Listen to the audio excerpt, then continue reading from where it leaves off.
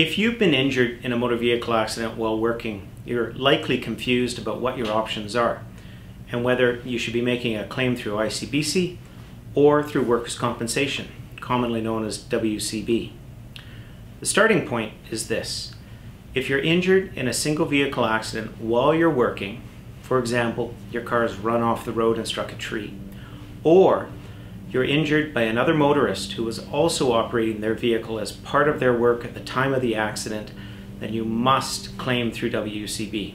You cannot make a claim through ICBC. On the other hand, if you're injured in a motor vehicle accident while working and the person who caused your injuries was not working at the time, then you can claim through either WCB or ICBC.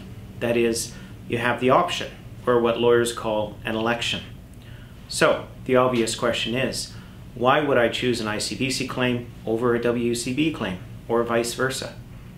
The benefit to making a claim through WCB is that WCB is intended to pay all of your rehabilitation expenses and 90% of your wage loss you experience immediately after the accident. Notice I said intended.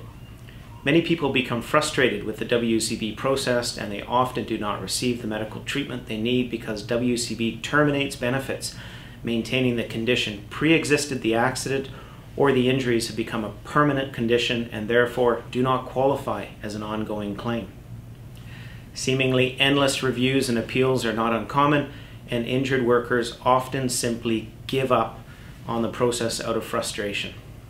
On the other hand, the benefits to making an ICBC claim as a worker that is not at fault for their injuries is that they'll receive all of their medical expenses and 100% of their wage loss, as well as additional monies for pain and suffering that WCB does not pay.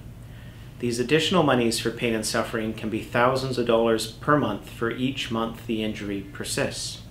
However, this compensation must wait until your ICBC claim is fully resolved through the settlement process or the court process. In other words, if you elect to go through ICBC when you could have made a WCB claim, ICBC does not have to pay you any wage loss or medical expenses until your claim is fully settled or heard by the court.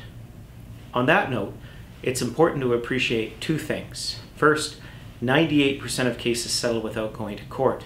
And second, some law firms, such as ours, pay for medical expenses that ICBC won't until your claim is resolved. So, when it comes to electing between WCB or ICBC, what does this all mean? It means the total compensation you'll receive from making an ICBC claim will typically be far greater than making a WCB claim, but you'll have to wait longer for that compensation. That said, when recovering from an injury, being patient is always the best strategy. If you have a question about this issue or another legal topic, please contact us for a free consultation. Thank you very much.